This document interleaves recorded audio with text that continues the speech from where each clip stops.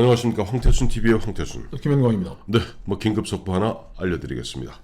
저희가 그저께 한번 짚어드린 바 있습니다만은 문희상 국회의장 아들 문석균 씨가 조금 전에 이번 4.15 총선 불출마 선언했습니다. 결국 이틀 전에 저희 이야기한 대로 문희상 국회의장에 대한 토사구팽 오늘로서 완료됐습니다. 참 전광석화 같으네요. 2박 3일만 해치우네. 그러니까 김혜영 최고위원이 네. 그저께 최고회의에서 네. 그 아버지가 지역구로 있는 네. 거기에 네. 아들을 이어서 세습하는 건 문제가 있다고 네. 얘기를 제기를 했고 네.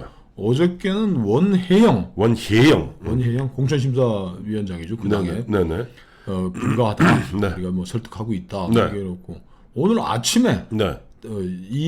이해찬 당대표 비서실장이 또 라디오에 나와가지고 예, 김성환 비서실장이요. 예. 본인은 뭐 나는 경쟁력이 있다고 하지만 네네. 그건 뭐 될 얘기도 아니고 예. 세상 이렇게 뭐 뜻대로 되냐 네. 접어라 네. 라고 압박을 그러니까 뭐 곧바로 이게 나왔네요. 네.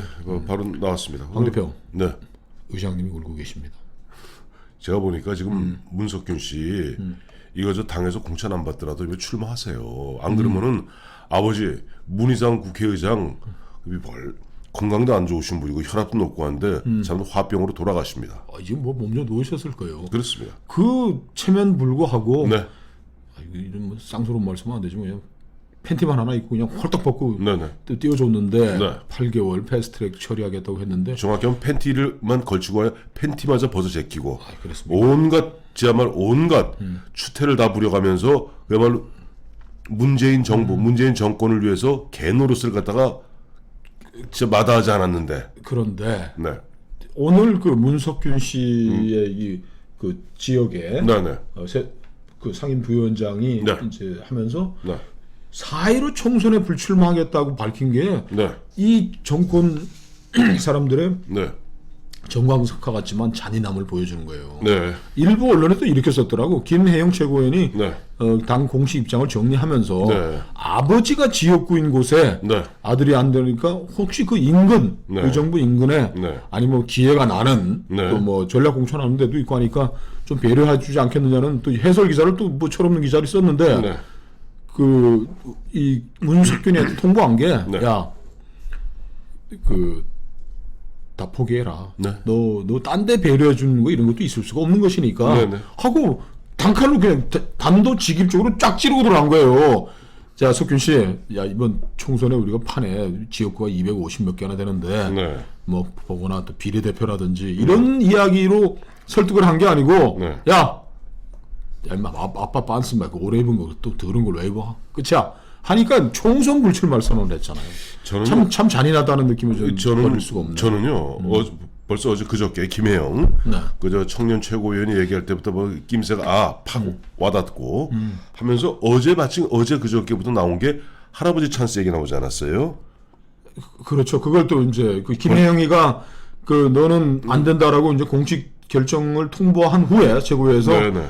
손자가 거기 들어와서 뭐 불법 전입을 하고 엄마하고 와가지고 했다 그러면서 또 손자가 뭐 또 학생회장 되는 과정에서 문희상 의장의 친구인 교장과 또 뭐 뒷거래가 있었다 뭐 이런 얘기가 막 나오니까. 아니 그다음에 작은 할아버지 찬스까지 나왔었어요. 작은 할아버지 또 뭡니까? 그 바로 이제 그 교장 선생이 문희상 의장하고 친구가 아니라 문희상 의장의 동생하고 친구라는 겁니다. 그래서 벌써 딱 이 친구들이 보니까 이제 관변 언론 등을 통해서 할아버지 찬스 얘기 나오고 작은 할아버지 찬스 나올 때 이거는 문석균 씨가 빨리 접지 않으면 잘못하면 폐가 망신당하니까. 문희상 의장께서 지금 몸져 누웠을 거고 네네. 문 의장은 끝까지 아마 항변을 이렇게 했을 겁니다. 네. 야, 자, 뭐 세습 내가 욕 먹는 거 비해서 세습 공천료 당이 욕 먹는 거에 비하면 나는 1000배 10,000배도 욕을 먹었는데 정말 이렇게 비정하게 할 거냐? 그리고 너희들이 막 전략 공천직으로 지정해갖고 날 죽이려고 그러는데 나하고 내 아들 죽이려고 그러는데 네.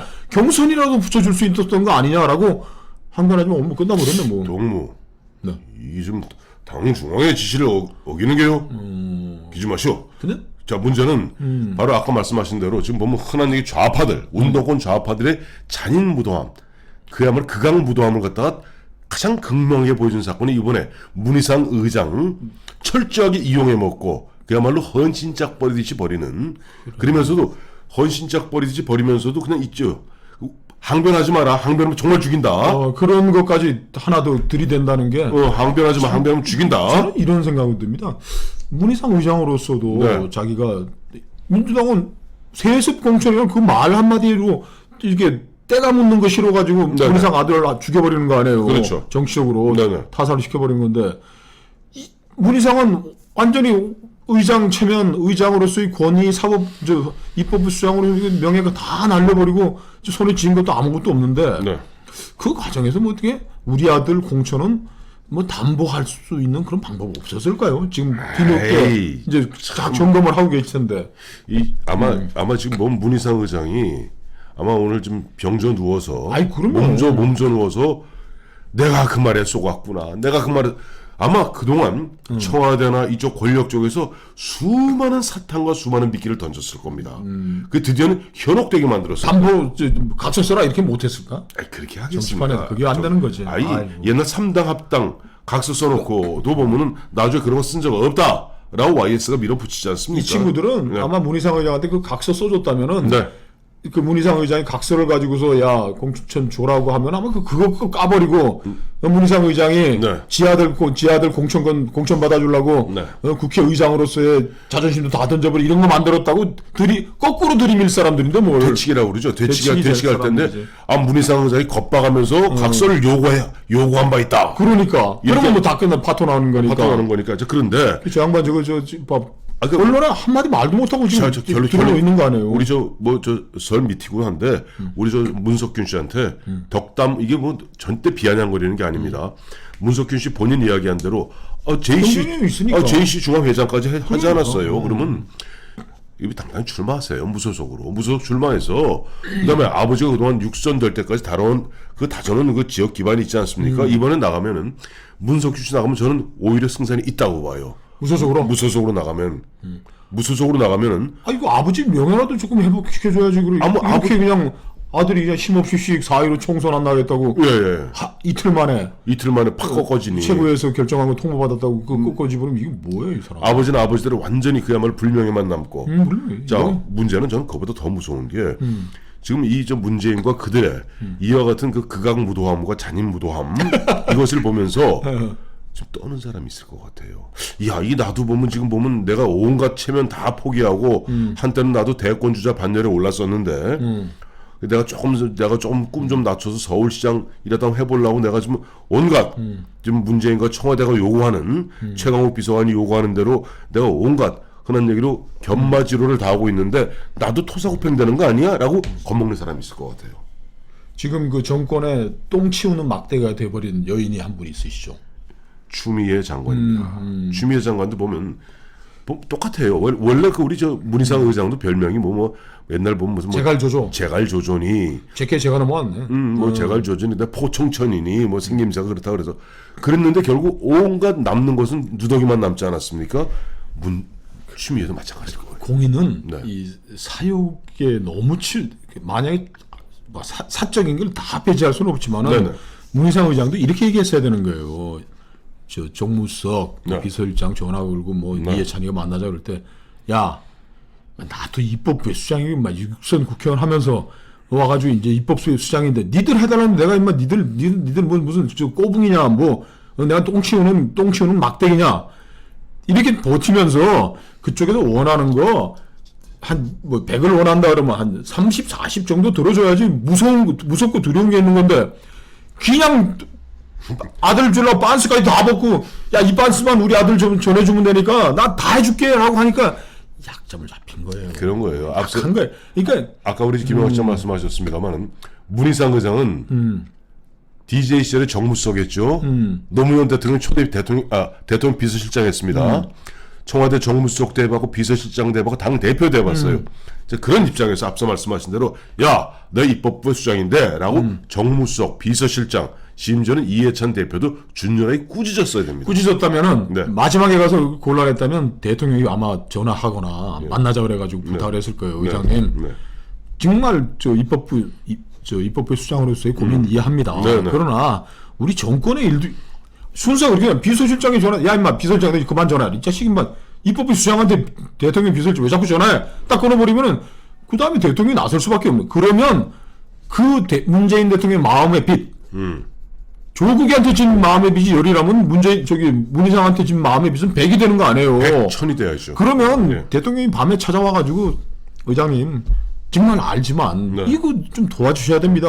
매달리고 올 때 아유 나 진짜 내 아들의 명예를 생각해서도 할 수가 없어요. 우리 아들도 지금 저 국회의원 뭐 나와보겠다고 애가 지금 뭐 평생을 바치고 했는데 걔 때문에라도 내가 이거 이렇게 못합니다. 나의 명예와 아들의 명예에 있다 그러면 대통령이 손을 잡고 무슨 말인지 알지? 아이, 그렇게 대통령한테 언지를 받았으면 그게 보증서가 되는 건데 네.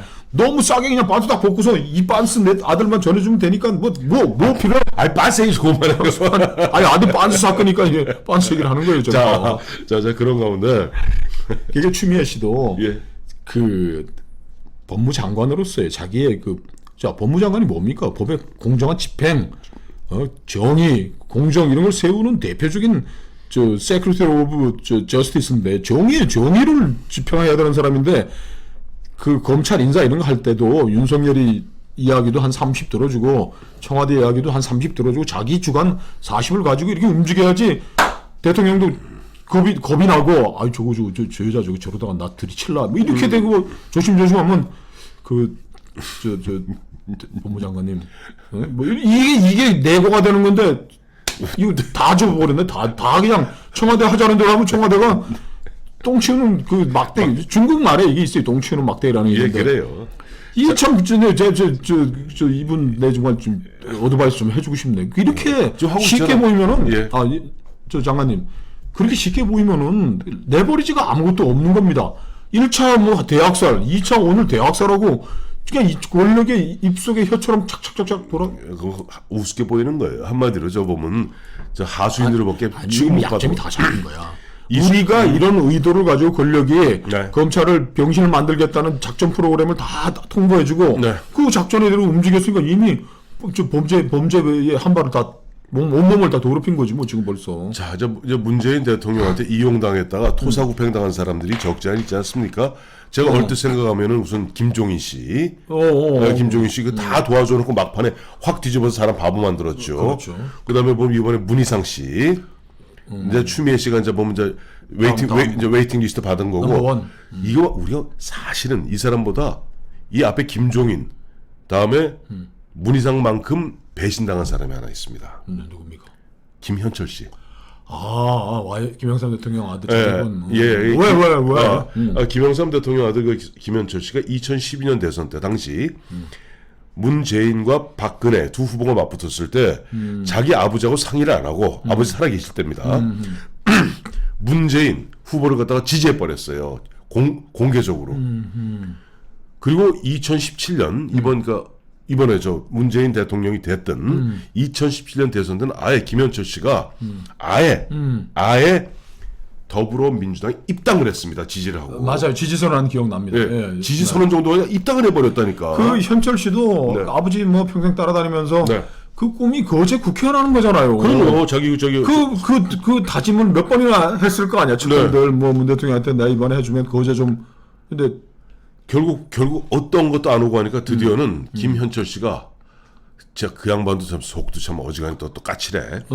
이번 언제입니까? 1월 14일이죠. 벌써 지난주죠. 지난주에 문재인 대통령 우리 신년 기자회견 보고 우리도 진짜 가가 대소에 하지 않았습니까? 그걸 보고 딱 김현철 자기 페이스북에 올린 내용이 딱 이랬습니다. 뭐라고 또? 이거 코트입니다. 대통령이란 작자가 국민을 개돼지로 보고 능멸하고 있다. 즉 김현철 씨가 문재인 대통령이 신년 기자회견을 보고 대통령이란 작자가 국민을 개 돼지로 보고 능멸하고 있다. 배신당한 사람의 그냥 마지막 절규입니다. 그러니까 YS도 아들 대통령 만드는 거는 실패했고 사실 이명박 대통령은 김영삼 전 대통령 아주 깍듯하게 모셨는데 네. 그래도 그 아들 공수처는 그 당에서 일단 거부감이 있으니까 현철이 또 뭐 YS 시절에 전행한 거 뭐 이런 것 때문에 어려워서 못 줬고. 네, 근데 어쨌든 김대중 대통령 지금 아들 네. 이호 여사의 뭐 사이에는 유일한 혈육이 이제 홍걸 씨도 이번에 광주에서 한번 공천 받나 안 받나 봅시다. 지금까지는 홍걸씨, 그러니까 형인 홍일희 씨하고 홍업 씨는 다 국회의원 했지 않습니까? 그렇죠. 근데 이 여사의 유일한 소생이 바로 홍걸씨입니다. 네. 63년생이에요, 그렇죠. 근데 홍걸씨가 그동안 작년, 재작년부터 엄청 그 당시에 보면 심지어는 박지원하고 문재인이 깨져나갈 때도 홍걸씨는 문재인을 지지했어요. 자기 아저씨 같은 권노갑 아, 이거 아저씨들이죠, 진짜. 박지원이 깨고 문재인 안 된다고 깨고 나와서 국민의당 만들 때도 여전히 김홍걸 씨는 문재인을 지지했습니다. 그런데 이번에 이제 들리는 말은 광주에 무슨 뭐 준다는 말이 있는데 모르겠어요. 아이. 믿어요? 이 사람도 있지. 아니, 의원이 이런 거 뭐, 문희상? 문희상. 추미애? 아니, 홍걸이, 김대중 대통령이 돌아가신 지가 언젠데, 뭐, 문재인이 뭐 마음에 빚도 없는 거고, 문희상은 저렇게, 그 걸레처럼 막 다 써놓고도 그냥, 아들 그냥 잘라버린다. 자, 그래, 하여튼. 그래. 하여튼 저 뭐 설날 참 덕담을 드려야 되는데 덕담보다는 아니, 그 석균 씨는 출마하라고, 무조건 하라고. 다시 잘 될 겁니다. 잘 될 겁니다. 그러니까 이거 사정을 알게 되면은 의정부 시민들이 결코 문희상 의원 그리 버리진 않을 겁니다.